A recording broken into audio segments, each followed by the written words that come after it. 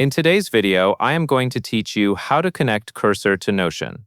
To begin, open your web browser and go to the Notion page called Getting Started. This is the page where you will access the connection options. Once the page loads, take a moment to make sure you are signed in to the correct Notion workspace. If you have multiple workspaces, confirm you are in the one you want to connect to Cursor before you continue.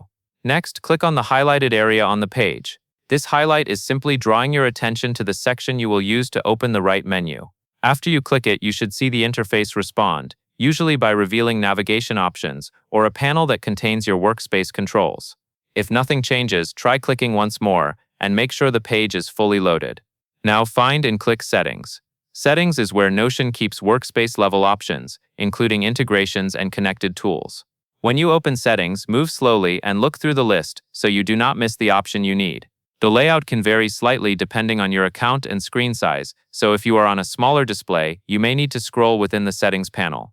Inside Settings, click Notion MCP. This section is where the connection options for supported tools are managed.